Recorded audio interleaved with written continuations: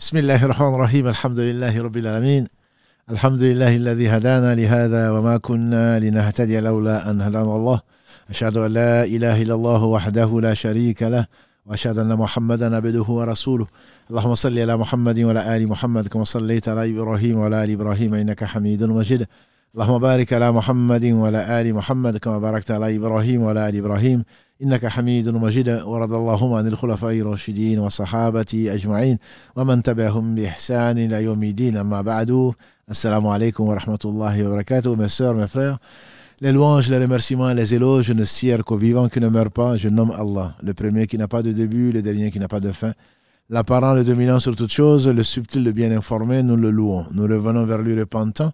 Nous demandons protection contre les conséquences de nos péchés et les tendances de l'âme. Celui qui Allah guide, nul ne saurait l'égarer. Celui qui est privé de sa guidée, nul ne saurait lui montrer le droit chemin. J'atteste donc le seul digne d'adoration. J'atteste la véracité de l'exemplarité de la prophétie de Mohammed ibn Abdillah. Qu'Allah bénisse ce prophète, sa famille, ses compagnons et tous ceux qui les auront suivis dans le droit chemin. Nous fasse l'honneur d'en faire partie. Ensuite donc, bienvenue. Donc dans ce jardin parmi les jardins du paradis. Et alhamdoulilah, on est dans le dernier live du mois de Ramadan. Déjà, qu'Allah subhanahu wa ta'ala accepte vos efforts, qu'il soit loué pour ce qui nous a permis de vivre et qu'il accepte donc ce que nous avons pu faire grâce à lui et qu'Allah subhanahu wa ta'ala nous facilite donc sa rencontre. Ensuite, donc, ce live, ce dernier du mois, est toujours consacré bien sûr à l'essentiel, c'est-à-dire comment se rapprocher d'Allah subhanahu wa ta'ala, notamment dans ces derniers jours. Et toute l'équipe donc, vous passe le salam. Et l'équipe est au complet, même si vous ne voyez que moi. Qu'Allah les bénisse pour leur temps et pour leurs efforts. Donc avant de commencer, c'est juste pour vous dire on va lancer aujourd'hui une nouveauté. La nouveauté, c'est de vous poser quelques questions dont les réponses donc, sont faciles et à qui Dieu la facilité. Mais celui qui répond, le premier bien entendu, qui répond correctement, va bénéficier d'un petit cadeau. Ce n'est qu'un cadeau, ce n'est qu'un clin d'œil. On sait que vous n'avez pas besoin de livres ni de quoi que ce soit, mais c'est juste un jeu qui nous permet de motiver les uns et les autres et surtout de garder de bonnes relations. Faites-vous des cadeaux, a dit le prophète sallam, et vous aimerez. Donc on va poser, Inch'Allah, au cours de cette émission, 3 questions, dont je vous donne la première déjà. Et les réponses ne seront qu'à partir de 23h, que vous pourrez appeler au numéro donc, qui s'affiche, que vous connaissez maintenant. Donc on va essayer de résumer un peu ce pourquoi on fait ce live, à savoir se rapprocher d'Allah subhanahu wa ta'ala, vous donner un minimum de pistes et ensuite, Inch'Allah, donc continuer et répondre à vos questions. Mais là, les premières questions, en tout cas aujourd'hui, principalement, la priorité donc est donnée aux réponses aux questions, exclusivement par rapport aux questions qui sont posées, au jeu concours entre guillemets, et ensuite peut-être qu'on laissera l'antenne, Inch'Allah, pour vos autres questions. Donc la première question qui nous intéresse forcément, on s'appelle Mosquée du Mirail. Donc ce qui nous intéresse, la première question, donc elle est facile, c'est combien de fois le mot masjid, donc mosquée, traduit par mosquée plutôt, masjid, lieu de prosternation, sur lequel si Mohamed et moi-même avons passé combien de lives dessus, combien de fois ce mot masjid est donc cité dans le Coran? Voilà la première question. Et celui donc qui répond, le premier ou la première qui répond à cette question, donc aura droit à les livres Les Sciences du Coran de Moussaïd Al-Tayyar. Voilà, donc la récompense sera Les Sciences du Coran, donc le livre Sciences du Coran, dans l'édition Al-Hadith. Ceci dit, donc, j'espère que la question est claire. Combien de fois le mot masjid, donc mosquée, est cité dans le Coran? Pas dans le sens de maison d'Allah, etc. Pas le sens, mais dans masjid. Masjid, le lieu de prosternation. Donc, alhamdulillah, on arrive à la fin donc, du mois de Ramadan, le mois béni, qu'Allah subhanahu wa ta'ala accepte donc ce qu'il nous a permis de faire. C'est également, comme à toute fin, le moment de faire un bilan. Comment nous préparer pour la fin du Ramadan, c'est faire un bilan avant toute chose, de savoir qu'est-ce qui a marché, qu'est-ce qui n'a pas marché, qu'est-ce qu'il nous reste à faire, beaucoup bien entendu. Et le meilleur des hommes multipliait ses efforts. Il attachait son pagne, comme on le dit pudiquement, Il priait les nuits comme il le faisait, il ne me demandait pas, aurait dit notre mère Aïcha, qu'elle a agré combien c'était beau, combien c'était long. Il priait jusqu'à ce que ses pieds étaient enflés et il réveillait sa famille surtout. Cette notion, je pense qu'elle est extrêmement importante, pour moi en tout cas, c'est que quand on aime les gens, c'est pas forcément... on dit qui aime bien châtie bien. Il s'agit bien entendu d'un châtiment léger, d'une pression sur les gens que l'on aime, parce qu'on est certainement plus exigeant avec les gens qu'on aime, parce on leur aime du bien. On aimerait, alhamdoulilah, laisser derrière nous des gens meilleurs que nous, qui prieront pour nous. On aimerait les avoir comme compagnons au paradis parce qu'on les aime. C'est pour cela qu'on leur ordonne le bien, on leur interdit le mal, de la meilleure façon, bien entendu. Il ne s'agit pas de la méthode ancienne ou la méthode que l'on trouve souvent, qui est la plus facile en fait, hein, c'est le châtiment. Non, corporel ou autre chose, non. C'est la pression. Et certainement, quand le simple fait de ne pas parler à une personne que tu aimes, la personne le sent et ça lui fait peut-être plus de mal que des mots mal placés, malheureusement, que l'on utilise souvent. Donc, c'est quand on aime, on est exigeant. On doit être exigeant. Et c'est la raison pour laquelle Allah subhanahu wa ta'ala demande à ses alliés qu'il a créé, éduqué et aimé rapprocher. Il leur demande, il peut même leur faire des reproches, comme les prophètes, dont on peut être étonné. Mais c'est parce qu'on aime. Quand on aime, on est exigeant. Et donc, il faut être exigeant dans la vie pour aller vers l'au-delà qui est l'éternité. Donc, de ce point de vue, il faut faire le bilan. Faire le bilan de qu'est-ce que notre mois de Ramadan, jusque-là en tout cas, les 2 tiers sont déjà terminés, on est dans la 25e nuit, donc il ne reste plus beaucoup de nuits, beaucoup de jours non plus. Donc, qu'est-ce que faire le bilan? Le muhasaba, disent les gens de science, le muhasaba, c'est l'une des pratiques les plus importantes.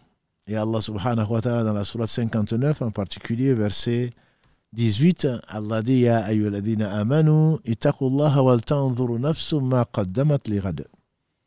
Wa taqullaha inna Allaha khabirun bima ta'malun. Allah dit en substance, vous les croyants, craignez Allah et que chaque âme voit ce qu'elle a avancé pour demain. Voit ce qu'elle a avancé et craignez Allah. Allah est parfaitement informé de ce que vous faites. Donc le muhasaba, ça doit être une pratique de tous les jours. Que dis-je? De tout instant. Parce qu'Ibn Qayyim, qu'Allah lui fasse miséricorde, il dit que pour chaque acte, et qu'Allah nous accorde le paradis sans nous demander des comptes, pour chaque acte dont tu dois rendre compte, tu vas répondre à 2 questions. Pourquoi tu l'as fait? Pour qui tu l'as fait? Et comment tu l'as fait?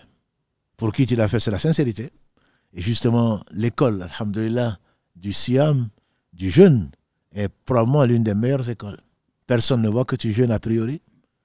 Et pourtant, tu es en train de vivre ce que tu vis. Ton cœur se purifie.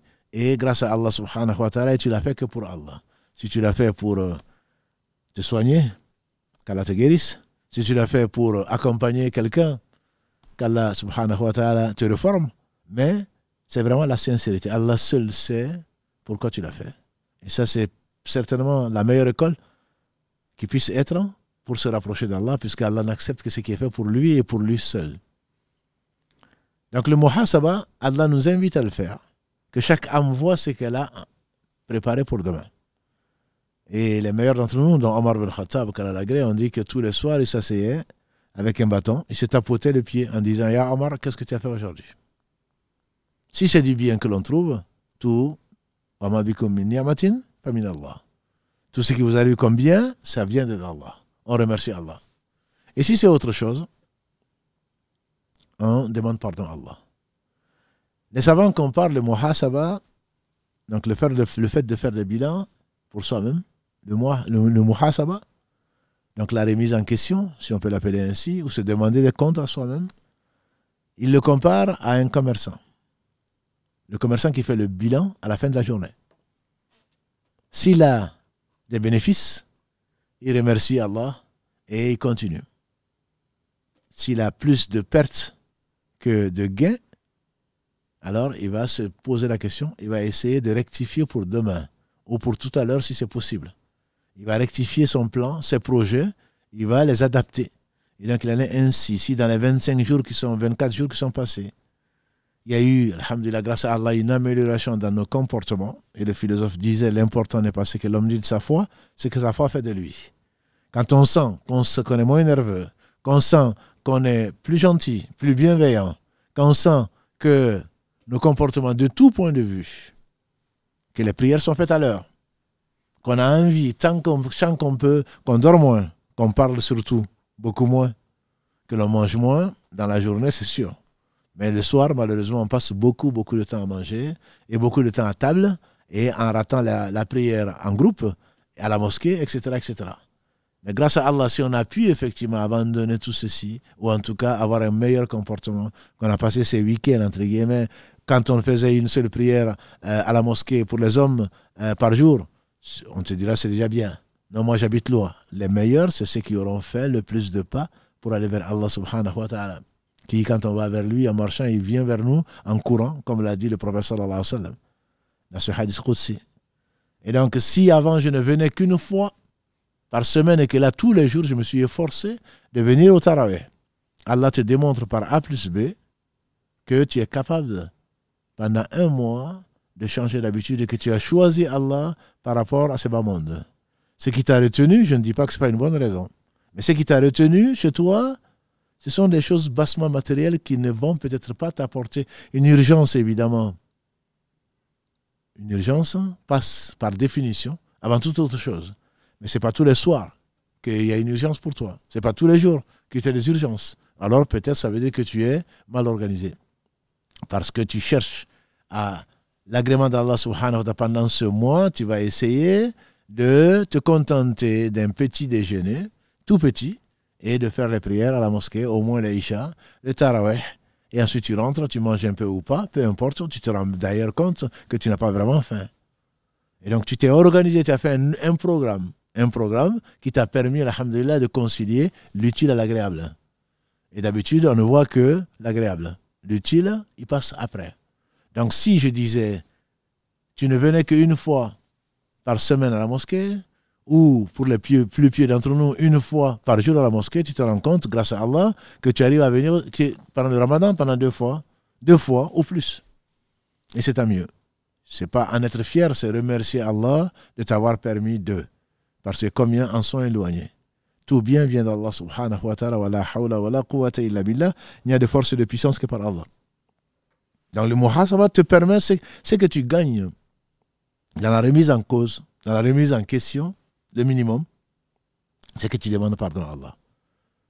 Et quand tu as des pertes, forcément tu vas demander pardon à Allah et c'est certainement un très grand bien.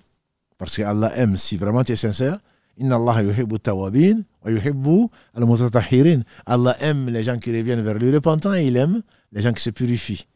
Surat 2, verset 222. Et donc cela te permet au moins une fois par jour de pouvoir te remettre en question, de passer en revue ce que tu as fait, ce que tu aurais dû faire, ce que tu n'as pas fait, etc., etc.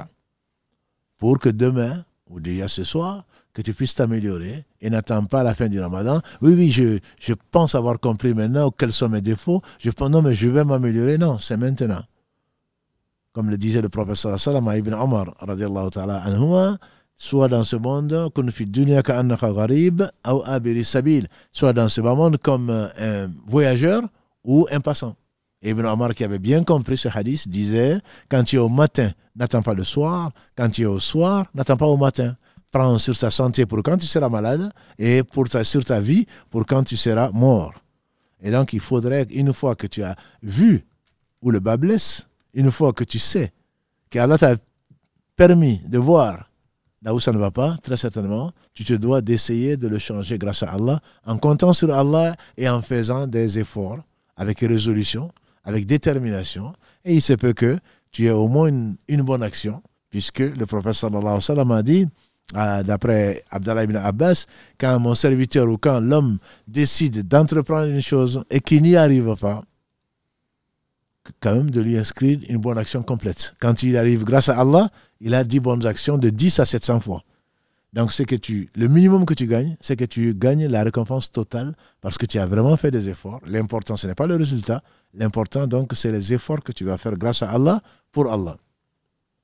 Donc le muhasaba, c'est le moment de le faire. On n'attend pas la fin du Ramadan pour se dire qu'est-ce que j'aurais pu faire de mieux. Il te reste encore quelques jours, si Allah nous prête vie, alors c'est maintenant, avant de dormir aujourd'hui, que tu dois faire le bilan.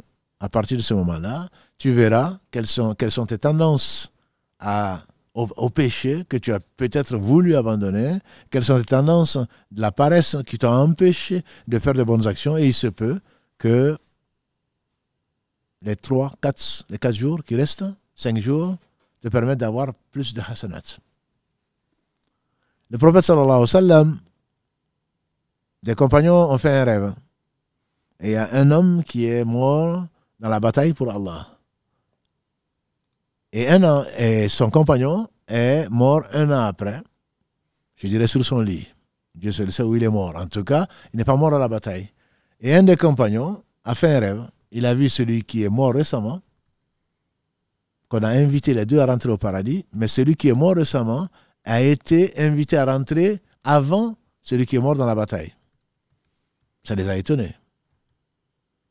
Quand ils ont dit au professeur sallam, quand il leur a raconté ça, il leur a dit, ça vous a étonné? Il n'y a rien d'étonnant en fait. Il n'y a rien d'étonnant.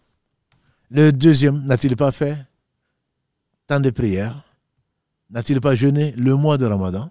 Pour dire, le jeûne est un bouclier. N'a-t-il pas jeûné le mois de Ramadan? Celui qui jeûne un seul jour, pour la face d'Allah subhanahu wa ta'ala, ne visant que son agrément, Allah éloigne sa face de l'enfer, la distance de 70 années de marche. Calculé par un matheux, cela représente environ 3 millions de kilomètres. De la distance, sa face éloignée de l'enfer. Ça, c'est un seul jour. Et dans le hadith, il n'est pas précisé de Ramadan.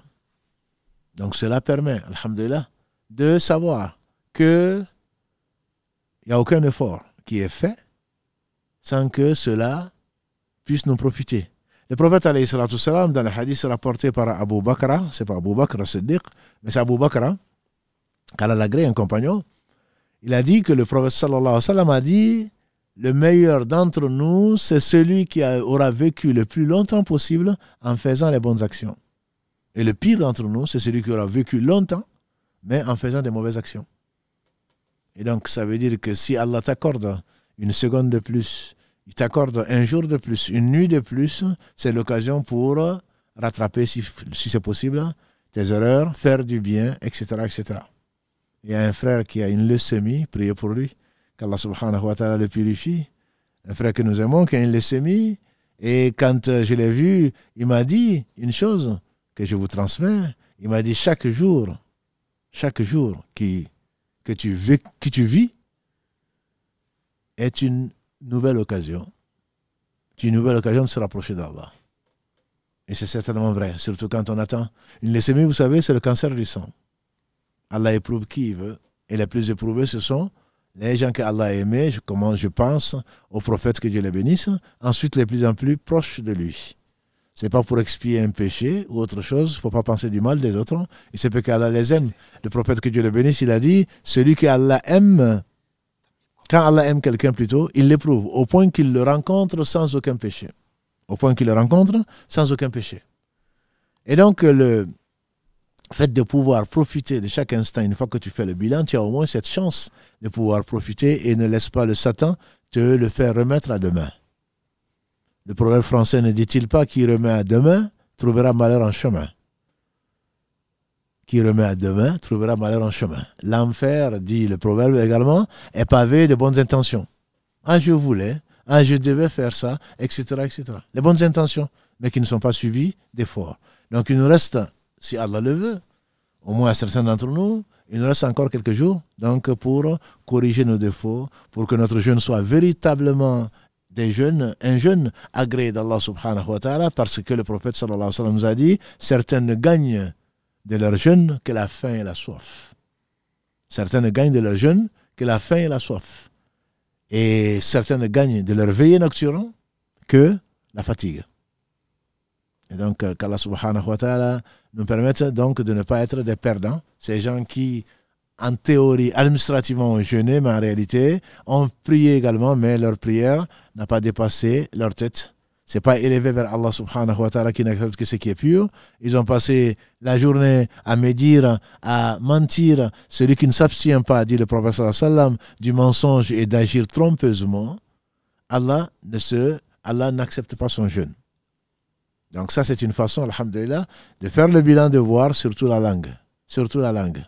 Faire beaucoup de dhikr, surtout dans ces derniers moments-là, dans ces dernières, pas nuits seulement, dans ces derniers jours. Ce qui te prouverait premièrement que tu t'es amélioré. Puisque le jeûne a été fait pour que tu atteignes la piété. Et parmi les hommes pieux, rares sont ceux qui parlent pour rien. Ils n'en font pas partie. Qad aflaha al-mu'minun. Allah dit bienheureux les croyants dans la sourate qui porte ce nom, 23. Alladhina hum fi salatihim khashi'un. Ceux qui dans leur prière sont humbles et concentrés. Walladhina hum, en deuxième position, Allah dit, parmi les croyants, donc on pense aux pieux, walladhina hum anil lagwi mu'ridun. C'est ceux qui se détournent des futilités. Ce n'est pas ceux qui font des péchés avec leur langue. Ils se détournent des futilités. C'est-à-dire que ce qu'Allah n'aime pas, bien sûr le mensonge et tous ces défauts-là, mais en plus de ça, tout ce qui n'est pas utile. Lagou, c'est ce qui ne t'apporte aucun bien. T'apporte aucun bien. Ils se détournent de ça. Parce que Ibn Qayyim disait qu'Allah fasse miséricorde. Autant dans la prière, tu n'as que là où tu es concentré, autant dans ta vie, tu n'as gagné que là où tu t'es rappelé d'Allah subhanahu wa ta'ala. Tu n'as que là où tu as utilisé ton temps pour te rappeler d'Allah d'une façon ou d'une autre. Et l'adoration, ce n'est pas seulement la prière, ce n'est pas seulement le jeûne, c'est tout acte qu'Allah aime, tout acte du cœur, de la langue et des membres qu'Allah aime et agrée. Au point que, même dans les relations conjugales l'un d'entre vous, comme l'a dit le prophète sallallahu alayhi wa sallam, et une sadaqa. Donc c'est l'esprit imprégné du rappel d'Allah subhanahu wa ta'ala, n'est-ce pas que en dehors du rappel d'Allah, tout est vain. Plus exactement, c'est Abu Huraira qui dit que le prophète sallallahu alayhi wa sallam a dit, dans un hadith rapporté par l'imam at-Tirmidhi, qu'Allah fasse miséricorde, Allah a donné mal'ounatun ma fiha illa dhikra Allahi wa ma wala wa aliman wa muta'alliman. Ce monde n'est-il pas maudit? La réponse est connue, bien sûr. Ce monde n'est-il pas maudit? Maudit, c'est qu'il contient sauf le rappel d'Allah et ce qui peut lui être assimilé. Le rappel d'Allah, ce n'est pas seulement la prière. Il y a différentes formes d'adoration. Et les serviteurs que Allah aime le plus, c'est ceux qui sont les plus utiles aux autres. Et donc, ce bilan, j'insiste dessus, on fait dire Omar ibn Khattab, Hasibu anfusakum qabla an tuwazinu. Faites-vous, demandez-vous des comptes avant qu'on pèse vos actions. Et on va peser bien sûr bientôt nos actions, puisque ce qui doit arriver est déjà arrivé. C'est-à-dire, c'est au jour du jugement dernier où tu verras qu'il va te manquer des actions. On dit que celui qui rentrera au paradis ne regrettera qu'une chose, c'est n'avoir pas encore mieux agi. Et si c'est des péchés, comme c'est le cas de beaucoup d'entre nous, qui se sont accumulés malgré le jeûne, alors on va demander, on va se repentir. Ça a été le premier épisode de notre série, donc pendant le Ramadan d'investissement durable. Ça a été la première parce que avant toute chose et après toute chose, c'est le repentir. Le prophète sallallahu alayhi wa sallam, quand il finissait sa prière, qu'est-ce qu'il disait? C'est connu, astaghfirullah, astaghfirullah, astaghfirullah. Je demande pardon à Allah, je demande pardon à Allah, je demande pardon à Allah. Et les savants, ils ont dit parce que, il a dit, l'un d'entre vous ne gagne sa prière que la moitié. Le tiers, le quart, jusqu'au 10e. Je demande pardon à Allah de n'avoir pas parfait cette adoration-là. Et pourtant, c'était le meilleur des hommes. Si lui, il n'avait pas parfait, que dire alors de nous? Je demande à Allah de me pardonner de n'avoir pas parfait son adoration, parce qu'il mérite bien sûr bien mieux. Il mérite la perfection. Et en tant qu'humain, je suis incapable, j'ai été incapable, même le meilleur des hommes, incapable de faire comme, d'adorer Allah comme j'aurais aimé, comme il le mérite. Allah est miséricordieux et Allah nous pardonne. Donc penser que mon jeûne est complet, je suis content, j'ai fini le Ramadan, c'est de l'administratif. Parce que le jeûne a été fait, prescrit, aux uns aux autres avant nous pour atteindre la piété. Cette piété, est-ce que tu l'as vraiment atteinte? La question se pose donc. Il nous reste encore, Inch'Allah, quelques jours pour tenter de nous améliorer. Ce n'est pas parce qu'on ne va pas arriver à 100%. C'est une asymptote, diraient les matheux. C'est un point qu'on n'atteindra jamais peut-être, mais vers lequel on va tendre. Donc c'est une asymptote, on va tendre vers la piété, ce qu'on espère, et la foi elle augmente et elle baisse. Grâce à Allah, au travers donc de ce jeûne, on espère prendre des provisions qui vont nous permettre de maîtriser l'âme. Inna nafsa la amartum bisu illa ma rahima rabbi, comme le disait la femme d'Al-Aziz qui a voulu séduire Youssouf. Surat 12, verset 53. Inna nafsa la amartum bisu. L'âme a tendance à nous imposer le mal, exception faite de celle que Allah a domptée, notamment au travers du jeûne. Donc le jeûne n'a pas d'équivalent, comme l'a dit le prophète sallam, quand quelqu'un est venu lui demander, conseille-moi, Moroni, ordonne-moi, conseille-moi une chose. Il a dit jeûne, parce que le jeûne n'a pas d'équivalent. Il a réitéré la question, il a dit jeûne, parce que le jeûne n'a pas d'équivalent. Jeûne, parce que le jeûne n'a pas d'équivalent. Et donc le fait de pouvoir faire ce bilan-là est certainement, pour moi en tout cas, et Allah seul est savant, la première des choses certainement à chercher à faire.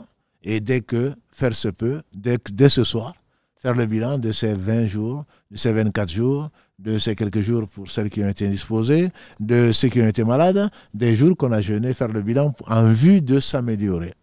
Parce que celui qui ne cherche pas à s'améliorer, certainement, il recule.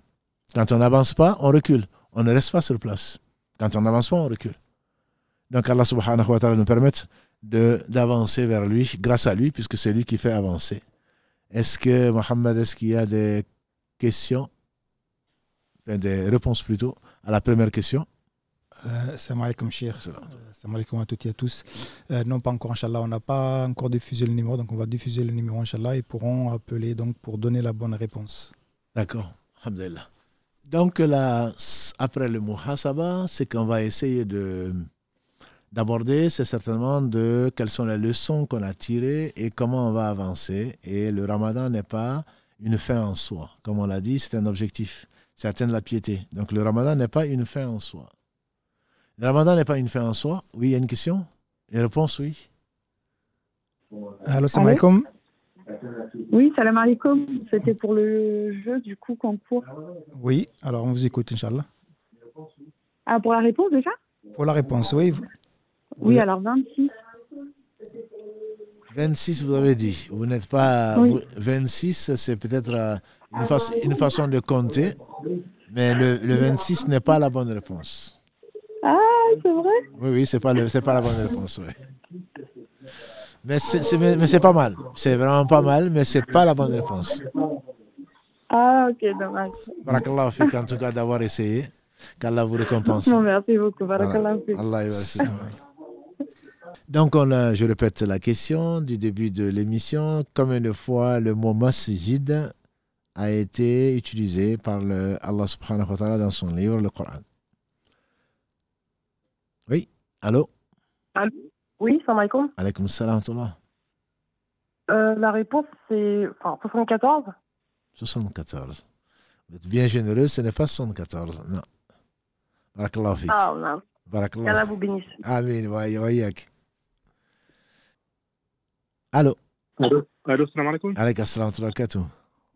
C'est pour répondre à la question, mais en même temps, j'avais une question. Je ne sais pas si c'est le bon moment ou pas pour les questions à part, en dehors de la question qui a été posée par le cher. Non, Inch'Allah, vous allez avoir l'occasion de reposer une question, mais là, on ne parle que de la question, Inch'Allah, pour l'instant.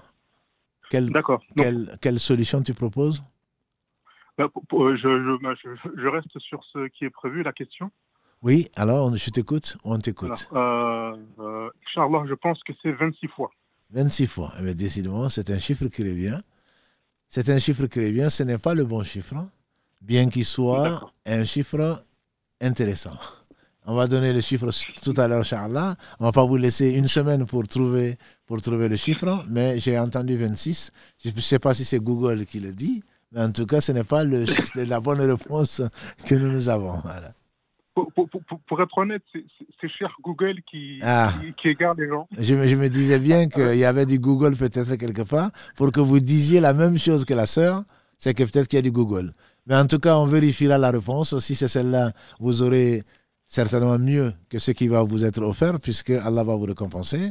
Mais nos recherches ne nous ont pas donné 26 comme chiffre. Hein. En tout cas, barakallahu fik, tu pourras essayer de reprendre tout à l'heure le contact. Hein.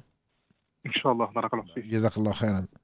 Cher, Inch'Allah, je te propose de poser la deuxième question. Oui, d'accord. On reviendra peut-être un peu plus tard sur celle-là, Inch'Allah. Inch'Allah. Donc, la deuxième question, elle est historique. Elle nous concerne encore, c'est la mosquée.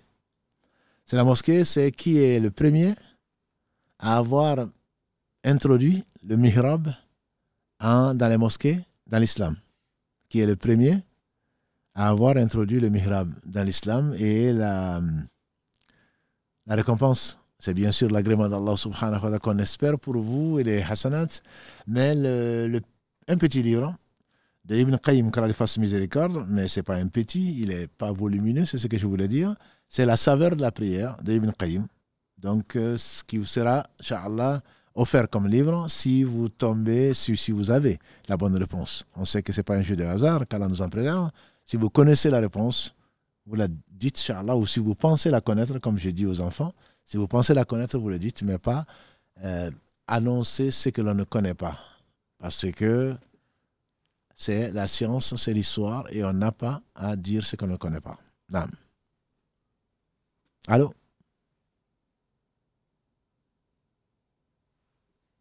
Allô? Allô, oui.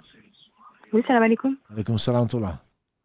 C'est pour répondre à la question. Laquelle? La première ou la deuxième? La première. Oui, on vous écoute. Salam alaikum wa rahmatullahi wa barakatuh. Salam alaikum. Donc, c'était pour répondre à la question, enfin la première. Oui. La première. Alors, pour moi, c'est 16. 16. Oui. Ça, c'est le numéro d'une sourate, mais ce n'est pas le nombre, c'est pas le nombre que nous avons. Parce que nous avons un cheikh ici, qui n'est pas un Google, donc il a recherché, donc on a la réponse. On pense être la bonne réponse, qu'Allah nous pardonne si on se trompe, mais ce n'est pas 16, non. Ah, d'accord, ok. Barakallahu fik. Merci beaucoup. Avec plaisir. Alaykum salam wa barakatuh. Donc, pour goûter à la saveur de la prière, Allah nous a fait goûter, il en a fait goûter en tout cas certains. Ceux qui l'ont goûté savent qu'il n'y a pas. C'était la prunelle des yeux du prophète sallallahu alayhi wa sallam, c'était la prière. Pour ceux donc qui, c'est qu'on lui a fait aimer de ce bas monde. Allô? Salam alaikum. Alaykum assalam wa rahmatullahi wa barakatuh. Alhamdulillah, comment allez-vous? Alhamdulillah, barakallahu fik. Alhamdulillah, toujours un plaisir d'entendre votre voix. Ça fait 3 fois que j'appelle durant tout le mois du Ramadan. Allah vous récompense, vous et votre équipe, Inch'Allah. Barakallahu fik. Alhamdulillah. Et moi, je voulais répondre à la deuxième question. La deuxième question, oui, vas-y. Hein. Ouais, pour moi, c'était le calife Umayyad et Al-Walid. Al-Walid. Ah, c'est pas Al-Walid. C'est pas Al-Walid, ce qui est celui qui a introduit le mihrab dans les mosquées. Non. Non. Barakallahu fik, c'est pas Al-Walid. On va peut-être, on va reprendre, Inch'Allah, plus tard. Barakallahu fik. Inch'Allah. Vous ferez des doigts pour nous, Inch'Allah. Inch'Allah, toi aussi, barakallahu fik. Jazakallahu khairan. En tout cas, j'en profite pour dire que vos doigts, qu'Allah les accepte. Vous êtes vraiment très généreux et ceci nous encourage, alhamdoulilah, à faire des efforts supplémentaires. En Ramadan ou en dehors de Ramadan, qu'Allah vous bénisse, vous êtes vraiment très généreux et surtout, comme je dis souvent, votre confiance, pour moi, ça n'a pas de prix. Ça n'a pas de prix et toute l'équipe est très sensible à vos encouragements, que ce soit sur Instagram, sur Facebook, sur tous les supports WhatsApp. Souvent, ce sont des remerciements venant de partout. Et on a dit, même venant de non-musulmans, ce qui n'est pas étonnant, mais c'est surprenant. Et qu'Allah nous guide vers le droit chemin. Vraiment, ça nous encourage, alhamdulillah. Il faudrait peut-être en profiter aussi d'ailleurs pour encourager les gens qui font du bien parmi nos enfants, parmi nos époux, nos épouses, ne pas voir que ce qui ne va pas. Et malheureusement, souvent, on se concentre sur ce qui ne va pas. Assalamu alaikum. Alors, vous êtes en direct, on veut la réponse de la deuxième question, Inch'Allah. La deuxième question. Mahmoud, je ne sais pas si tu reconnais la voix. C'est Sofiane de Riyad. Oui, mais c'est ce qui me semblait, oui. Effectivement, ça m'a fait bizarre. Ça m'a fait bizarre de Riyad, masha'Allah, marhaban. J'écoute de très loin. Barakallah. Pour le défense. Jazakallah. Donc, je vais tenter la réponse pour la deuxième question. Ce que c'est le calife Omar ibn Abdelaziz. Barakallah, c'est bien la réponse. Mais de Riyad, s'il va falloir maintenant qu'on t'envoie le livre, La saveur de la prière, on va te l'envoyer quand même, Inch'Allah, ou on va te la garder plutôt. On va te garder le livre quand tu viendras, Inch'Allah. Barakallahu fik, c'est bien effectivement le calife Omar ibn Abdelaziz que nous connaissons de bon renom. Alhamdulillah, c'est un descendant de Omar ibn al-Khattab. C'est lui qui a introduit effectivement le mihrab dans l'islam.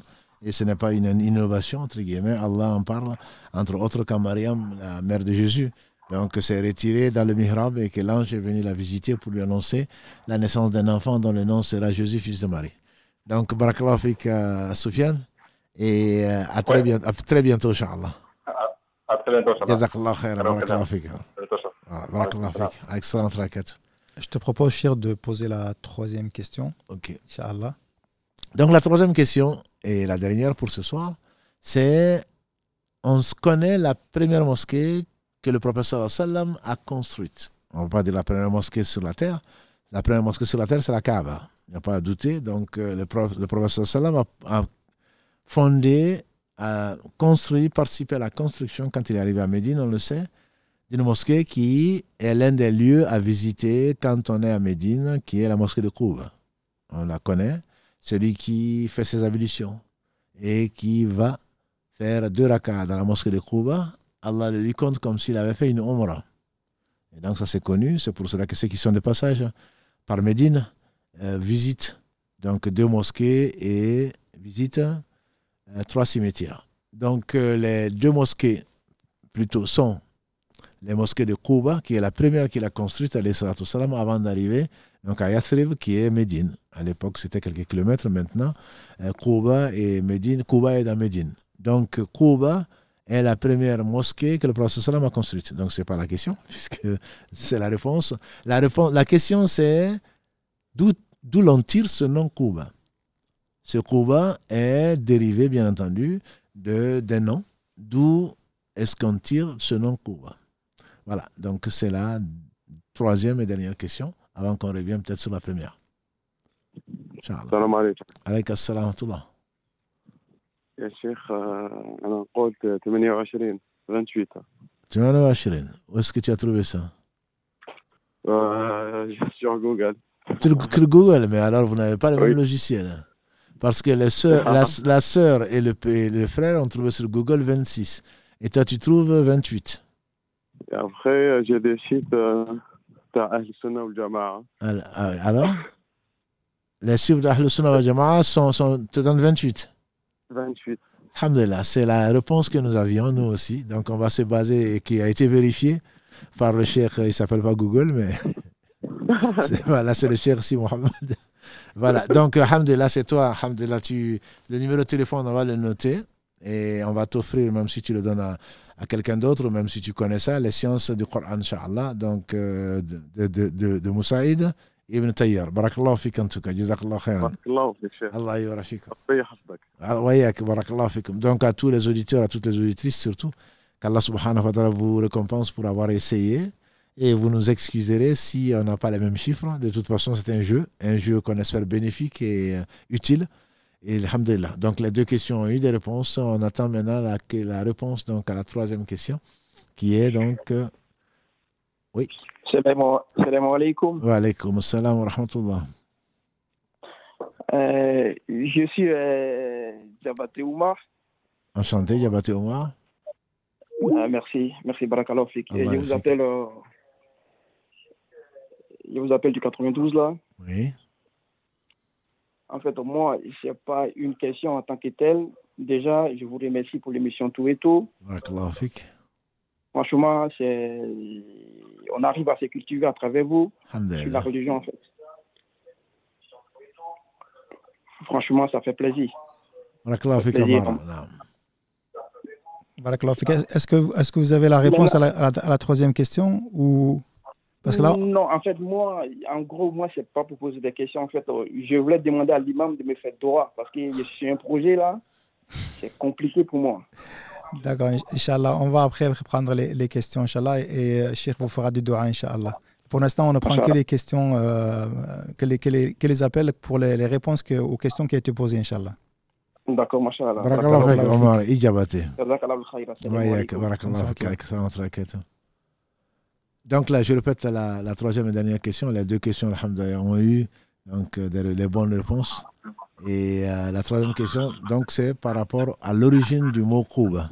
L'origine du mot Kouba, qui est le nom donc, d'un village qui est devenu un quartier aujourd'hui de Médine, ou qui abrite donc cette mosquée, la première mosquée que Allah subhanahu wa ta'ala a permis au prophète sallam de construire. On a un appel. Allô, salam alaikum. Oui, alaikum salam. En fait, c'était pour répondre à la question, mais du coup, c'est trop tard. Ah, alors, il reste une question donc, qu'on vient de poser. Je ne sais pas si vous l'avez entendu. La troisième question. C'était la troisième. Est-ce que vous avez entendu la troisième question sur la mosquée Kouba? Donc, la troisième question, c'était la mosquée de Kouba, donc, est la première que le prophète sallam a construite quand il est arrivé aux environs de Médine. Et donc, quelle est l'origine du mot Kouba? Ça veut dire colline. Ça veut dire comment, commune? Non. Ça veut dire la colline? Oui. Non, ce n'est pas la réponse attendue. Ça peut vouloir dire colline peut-être, mais ce n'est pas la réponse attendue. Barakallahu fik. Ok. Oui, salam alaikum. Oui, salam alaikum. Alaikum salam wa barakatuh. Oui, j'appelais pour répondre à la troisième question, pour tenter ma chance de répondre à la troisième question du cheikh. Barakallahu fik. Oui. Allez-y, on vous écoute, Inch'Allah. Oui. Ah, vous m'entendez? Oui, on vous entend, oui. Oui, salam alaikum. Donc, je voulais répondre à la troisième question. Oui. Le nom de Kouba, après, voilà, je ne sais pas si c'est vraiment ça, mais il me semble que c'était le nom d'un puits. Allahumma barik. Effectivement, c'est le nom d'un puits. Kouba était le nom d'un puits. Finalement, donc, ce puits était situé dans un village. Et après, le village a pris le nom du puits, effectivement. Voilà. Et on sait que... Village, oui. La tribu, c'était une tribu de Beni Ammar ben Aouf, je crois. Ah, Masha'Allah, alhamdulillah, qu'Allah vous récompense. Et donc, votre récompense, ce qu'on avait dit, c'était... On n'avait pas dit de récompense pour le puits? Bon, moi, il y a un livre. Je sais pas, je vous suis depuis quelques semaines, depuis la deuxième partie du Ramadan, donc le matin et le soir. Donc c'est vraiment pour pouvoir vous entendre, pour pouvoir participer au jeu. Mais ce n'est pas tant la récompense. Non, mais bien sûr. Comme c'est la première fois de ma vie que je participe à un jeu, alhamdulillah. Ce type de jeu Alhamdulillah, barakallah fik, qu'Allah vous récompense par le meilleur. De toute façon, on va quand même prendre votre numéro de téléphone si vous le permettez. Et on va quand même vous envoyer juste... On te laisse le choix, Cheikh. Voilà. Avec les livres que tu as devant toi. Donc, non, mais de toute façon, on va lui proposer. Il y a la médecine du cœur. On va s'entretenir avec vous, Inch'Allah, en privé. Et on va vous proposer, Inch'Allah. Barakallahu fikum. Allah yajizikum kull khayr. Allah yabarak fik. Jazakallahu khayr. Amin, barakallahu fik. Salam alaikum. Alaykoum salam wa barakatuh. Comme il reste une demi-heure, moi je propose donc de prendre peut-être les questions en dehors donc de ce qu'on a vu tout à l'heure, des trois questions. Et dorénavant, si ça vous a plu, Inch'Allah, on va essayer de trouver des questions pour essayer donc de varier et d'approfondir nos relations, alhamdulillah, de fraternité. Juste pour préciser, Cheikh, donc la sœur qui vient de gagner, qui a donné la bonne réponse, on va la rappeler, Inch'Allah, après l'émission. Donc qu'elle n'attende pas au téléphone, Inch'Allah, donc on la rappellera. D'accord. Donc les frères et les sœurs qui ont gagné, bon, quant à celui qui est à Riyad, alhamdulillah, on sait comment le contacter. Mais en tout cas, pour la deuxième question, pour la première question et la troisième, on va contacter donc juste après l'émission, Inch'Allah, pour essayer de préciser l'adresse, etc. d'envoi. Donc on le fera, Inch'Allah. Maintenant, pour ceux et celles donc, qui veulent poser des questions sur l'islam en général, sur le Ramadan en particulier, surtout des questions urgentes comme la sœur comptait en poser. D'accord, Inch'Allah. Avant de prendre un appel donc là-dessus, il y a une petite question par écrit qui est arrivée au début de l'émission. Est-ce que la personne pose la question, est-ce que quand on est rentré en contact avec un chien qui nous a touché avec sa salive, etc., est-ce qu'on est obligé de refaire les ablutions? C'est une question qui revient assez souvent aussi. Oui, tout à fait, absolument, sur Instagram en particulier. J'ai eu plusieurs fois cette question. Est-ce qu'on doit refaire les ablutions? La réponse, à ma connaissance, unanimement, c'est non. Ça ne fait pas partie de l'awaqid du wudu. Ça ne fait pas partie des choses qui annulent le wudu. Donc, on n'a pas à refaire. Par contre, l'endroit, on doit enlever, on doit nettoyer cet endroit-là pour ceux qui considèrent, ça existe, la bave du chien, par exemple, comme une najasa, comme une impureté. Donc, on lave, et contrairement à ce que je lis, c'est peut-être sur Google, hein, à ce que je lis des réponses des frères et des sœurs, ils disent que il faut le laver 7 fois. Je me demande comment est-ce qu'on va laver un habit 7 fois. Mais bon, si on le met, le Cheikh Ibn Baz, qu'Allah lui fasse miséricorde et d'autres, disent qu'il suffit de laver la chose, même si on la met dans une machine à laver, l'essentiel c'est d'enlever l'impureté. Voilà, ça peut être, même pour les impuretés donc, qui sont prouvées, et encore moins, là il y a divergence sur l'impureté de la bave du chien, mais dans tous les cas il suffit juste d'enlever la partie. Et si on ne sait pas, parce que Satan rôde autour, si on ne sait pas où c'est exactement, bon, bien sûr, soit on change d'avis, soit si on n'a que ça sur soi et qu'on est à l'extérieur ou ailleurs, il suffit de prendre donc de l'eau dans sa main et de passer ça sur la partie suspectée ou suspecte. Et il ne faut pas tomber dans le piège de Satan sur le ce qu'il mérite. Non. Oui, salam alaikum. On a un appel, cher. Allô, salam alaikum. Allô. Oui, salam alaikum, vous êtes en direct, on vous écoute, Inch'Allah, ma soeur. Ah, d'accord, très bien. Assalamu alaikum wa rahmatullah wa barakatuh. Je vous remercie pour vos émissions. Hein. Je les ai découvertes récemment et je me réjouis parce que je viens d'entrer dans l'islam récemment aussi. Voilà, donc enfin, il y a 2 ans et demi, 3 ans, mais j'ai encore tout à apprendre. Et j'aimerais savoir, quand on s'adresse à Dieu, il arrive que en priant, nous pleurons beaucoup. Voilà. Et je sais que à ce moment-là, je suis toujours embêtée. Alors, je pense souvent au prophète sallallahu alayhi wa sallam, qui avait subi en priant cet acte des Qurachites qui avait déversé comme ça les entrailles d'une chamelle sur lui. Et il avait continué à prier. C'était sa fille Fatima qui était venue l'essuyer. Et à chaque fois, quand on pleure beaucoup, et ben forcément, très pragmatiquement, il y a des larmes, mais il y a aussi de la morve. Et à chaque fois, je me pose la question de savoir si on doit s'essuyer ou continuer.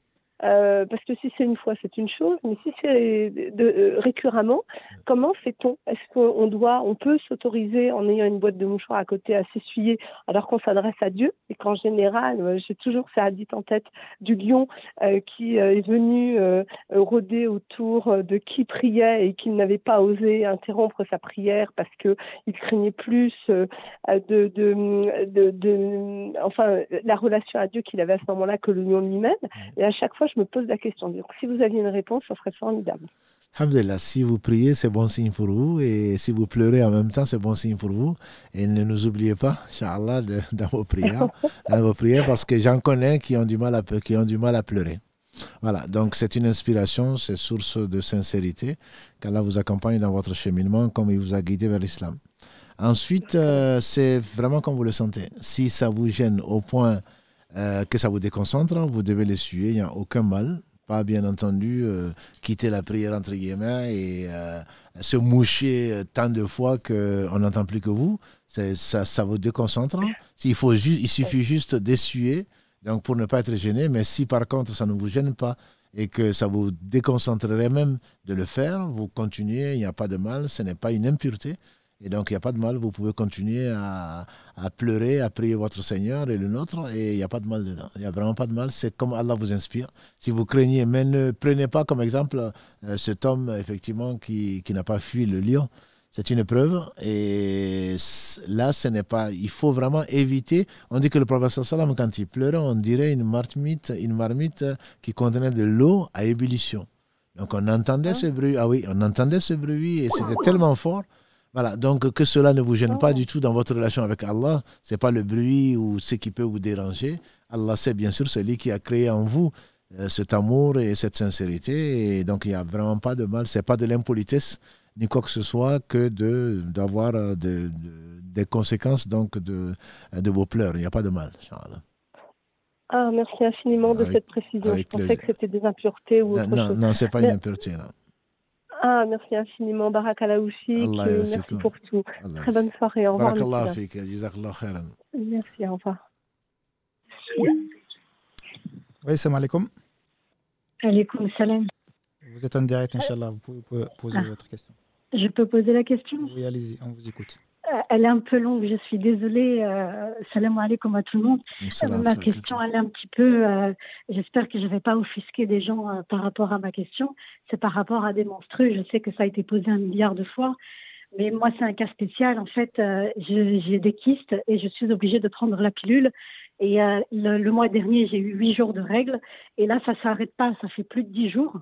Et je ne sais pas si je dois jeûner, en fait, parce que je n'arrive pas à faire la différence entre les règles et les métrorragies. Ah. Donc là, demain, ça va faire mon 11e jour. Et je ne sais pas si je dois jeûner. Et alors, j'ai demandé à d'autres gens qui m'ont dit oui, tu peux jeûner. Et d'autres m'ont dit non, c'est interdit de faire la prière. Et moi, je ne sais pas faire la différence. Et je suis perdue parce que j'ai peur de désobéir à Allah en priant avec le sang. Et j'ai peur de désobéir à Allah si je ne jeûne pas. Donc, je suis complètement perdue. Oui, bon, ça, c'est normal, entre guillemets. Celui qui recherche la piété, certainement, la piété comprend la crainte d'Allah subhanahu wa ta'ala et la crainte de lui déplaire. Donc, ça, c'est bon signe pour vous. Simplement, si ça commence, la pilule, dans ce cas-là, est un médicament. Si ça commençait vraiment avec des règles et que ça dépassait le nombre habituel, vous pouvez juste compter le nombre habituel. Et vous faites les grandes ablutions, vous faites la prière, avant chaque prière obligatoire, vous refaites les petites ablutions. Voilà. Donc, par contre, si c'était pas... Quand on connaît, entre guillemets, quand on connaît la raison physiologique pourquoi il y a des saignements, le problème, on ne les compte pas comme menstrues. Par contre, si c'est effectivement vos menstrues que vous reconnaissez par les signes que vous connaissez mieux que moi, à ce moment-là, vous ne comptez que le nombre normal, le nombre habituel de jours. Et après, vous lavez, vous jeûnez, vous priez en refaisant les ablutions, les petites ablutions. Et il n'y a pas de mal, Inch'Allah. Parce qu'aujourd'hui, je n'ai pas jeûné et j'ai pleuré. Je me suis dit, j'ai désobéi, je vais devoir faire ce kafara et tout. Non, sûrement pas. Allah a révélé le dernier verset de la sourate Al-Baqarah, qui est le verset 286, et en même temps que la Fatiha. Et Allah a promis que celui qui les lit, il répond et il accepte l'invocation. Donc celui qui dit, celui qui s'est trompé, c'est le dernier verset. Seigneur, ne nous en veux pas si on oublie ou si on se trompe. Donc le fait de se tromper ne vous amène pas de péché. Alhamdoulilah, merci beaucoup. J'ai tenté d'appeler moult mosquées pendant 10 jours. Et alhamdoulilah, vous m'avez répondu ce soir. Alhamdoulilah, que Dieu vous récompense. Je vous aime beaucoup. Barakallah vous aime. Barakallah fika. Merci beaucoup. Barakallah fika. Allah yurfika. Cher, avant de reprendre un nouvel appel, Inch'Allah, je te propose une petite question qui revient souvent depuis tout à l'heure. C'est concernant donc la zakat al-fitr. Ah oui. Les gens veulent des précisions dessus. Faut-il la donner en argent? Faut-il la donner en denrées? Et puis il y en a un qui dit je l'ai déjà sorti. Est-ce que c'est bon ou est-ce que c'est pas bon? Barakallah, c'est effectivement, je pense qu'on aurait dû. C'était un point d'ailleurs que je voulais aborder, la zakat al-fitr. Ça viendra parfaire donc la purification pour laquelle Allah a. Pour être pieux, il faut être pur. Ne monte vers Allah que ce qui est pur. Et donc, la zakat en fait partie. Le prophète sallam a rendu obligatoire donc zakat al-fitr, n'en déplaise aux coranistes. Ce qu'il ordonne, c'est Allah qui l'ordonne. Et ce qu'il interdit, c'est par Allah qui l'interdit. Donc, on doit prendre l'interdiction et les interdits et les ordres du prophète sallam comme venant d'Allah subhanahu wa ta'ala, même si on ne les trouve pas dans le Coran. Donc, Ibn Omar, Kalalagré ainsi que son père, il a dit que le prophète sallam a ordonné donc de donner un sa'a d'orge, etc., à la fin donc, du mois de Ramadan pour nous purifier des erreurs, des choses, entre guillemets, des négligences qui ont pu se glisser dans le comportement du jeûneur.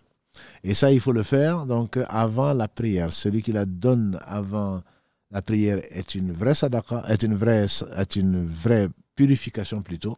Et celui qui la donne après est considéré, sauf par oubli, est considéré comme une simple sadaqa. Et donc c'est un sa'a, donc c'est la contenance, le sa'a du prophète sallam, c'est 4 fois la contenance de 2 mains. 2 mains d'un homme normal, 4 fois. Donc c'est 2 litres et quelques, ça dépend de la denrée, etc., la plus répandue dans la société en question. Donc il faut la donner, pour la vie majoritaire et la vie le plus fort, il faut la donner en nature et pas en argent. En nature, dans la mesure où il y avait du dinar, il y avait du dirham, Il y avait des monnaies du temps du prophète sallam, il n'a jamais ordonné, il n'a jamais accepté de le donner en argent. Donc, par contre, ce qui est possible, et il n'y a pas de divergence dessus à ma connaissance, c'est que des denrées, quand on ne connaît pas de pauvres et le reste, on peut donner cet argent-là à une association humanitaire, si possible sur place. Si à Toulouse, on en connaît une, qui fait partie de la coordination des musulmanes de l'agglomération toulousaine, à laquelle nous appartenons, qui s'appelle Ouma 31. On l'envoie. Pour ceux qui sont sur Toulouse, il suffit d'envoyer un virement à ouma31.fr. Voilà. Donc, avec un Hello Association dont vous aurez trouvé, Inch'Allah, l'adresse sur Ouma. Et on peut le confier à une mosquée de confiance qu'on sait qu'il ne donne pas en argent. Parce que l'argent, l'école, la première des écoles juridiques, qui est celle d'Abu Hanifa, qu'Allah lui fasse miséricorde, permet de le donner en argent. Mais c'est un avis qui est discuté, pour ne pas dire, qui connaît beaucoup d'opposants parmi les savants anciens et les savants contemporains. Donc, dans le doute même, je dirais, je ne le ferai pas. Je ne le ferai pas. Ils sont plus savants que nous, mais je ne préfère pas désobéir à Allah en suivant mes passions, et encore moins l'envoyer, puisque ça c'est une chose qui est classique malheureusement, c'est de l'envoyer au bled, ou de l'envoyer ailleurs. J'ai un oncle, j'ai une tante qui n'a pas ceci, qui n'a pas cela, même qu'il est malade. Non, Zakat al-Fitr, c'est pour nourrir donc le pauvre. Ce n'est pas pour se soigner, ce n'est pas pour autre chose. C'est pour nourrir le jour de l'Aïd. Et même celui qui n'a pas de quoi se nourrir le jour de l'Aïd, s'il reçoit 2 zakat al-fitr, il se doit de sortir lui-même zakat al-fitr pour donner à plus pauvre ou quelqu'un qui n'en a pas reçu. Donc ce n'est pas de l'argent à donner aux pauvres directement, c'est de la nourriture à lui donner. Sinon, de donner, en France, c'est 7 euros, en tout cas c'était, malgré le panier inflation, on garde ça à 7 euros, au moins sur Toulouse. Donc, c'est le fait de donner 7 euros à une association. Si nous-mêmes ne connaissons pas, idéalement, on doit savoir quels sont nos voisins, de quoi ils souffrent, etc. Et on n'a pas besoin d'attendre l'Aïd, mais quand on connaît quelqu'un qui n'a pas de quoi manger, le mieux serait de lui faire des courses à hauteur de 7 euros, plus si on veut, et de lui donner donc, mais ne pas... Et quelle est la période? La période, c'est... le meilleur moment, c'est avant la prière. Le matin, avant la prière. Mais il est permis, ne serait-ce que pour des raisons logistiques, de donner 1 ou 2 jours avant la fin du mois. Donc on compte à partir du 27 Ramadan ou du 28, on peut donner donc zakat al-fitr. Le donner avant a été déjà discuté, permis pour les associations humanitaires, pour leur permettre de le mettre en place. Mais l'avis majoritaire, largement majoritaire, c'est de ne le donner qu'à la fin du Ramadan. Effectivement, c'est la conclusion et c'est pour l'Aïd.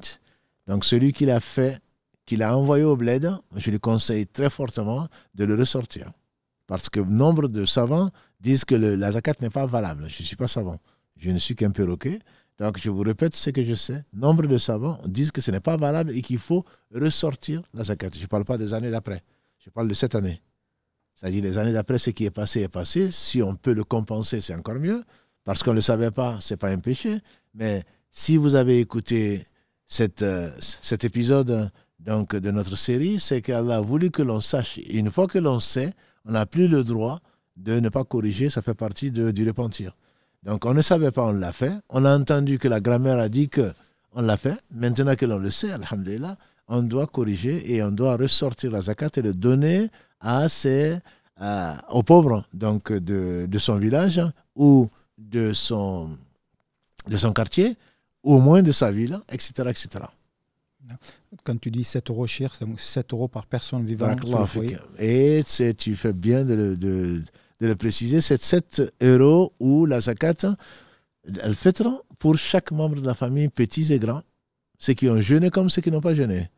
Dans la famille, c'est également la responsabilité du chef de famille. Donc, qui est responsable de la zakat al-fitr, comme d'autres choses, du manger, de l'entretien de son épouse, de ses enfants, de ses filles, tant qu'elles ne sont pas mariées, et les garçons tant qu'ils ne sont pas pubères. Avant, les garçons pubères, à 14 ans, ils étaient déjà partis, ils avaient déjà un travail. Aujourd'hui, il reste à 30 ans encore à la maison. Mais bon, là, il n'est pas obligé de le payer, mais s'il le paye, c'est une sadaqa pour lui. Et également, une question que tu n'as pas posée, mais qui est récurrente. On reçoit, surtout pendant à la fin du Ramadan, un tel a mangé chez moi. Est-ce que c'est à moi de payer la zakat? Ça, c'est une question vraiment que je ne comprenais pas, mais j'ai compris ensuite que c'est parce que c'est les gens dont tu as la charge. Même si quelqu'un est venu manger chez toi, que tu ne connais pas, que tu ne connais que d'Adam et d'Ève, s'ils ont mangé chez toi tout le mois, c'est à eux de payer leur zakat. Ce n'est pas à toi de le faire. Toi, tu peux le faire, bien sûr, par piété, tu peux le faire pour faire une sadaqa, mais ce n'est pas du tout une obligation, pas du tout. C'est la personne qui, non seulement l'a mangé chez toi, tu as la récompense, mais elle ne va pas en plus exiger que tu payes sa zakat. Non, pas du tout. Tu ne payes la zakat que des gens qui sont à ta charge. Et donc, pas les gens qui sont venus manger chez toi, etc.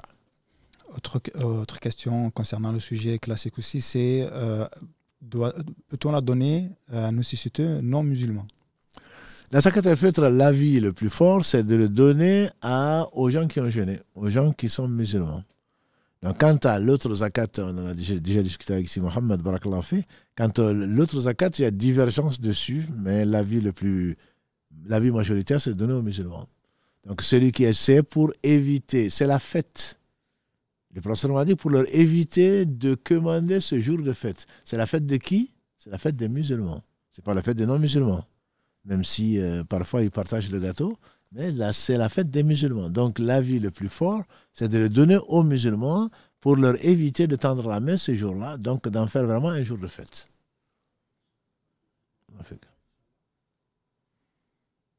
Oui, salam alaikum, vous êtes en direct. Oui, alaikum salam.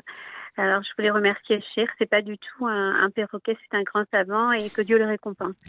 J'avais une petite question, s'il vous plaît, sur la fin de vie, sur la sédation profonde.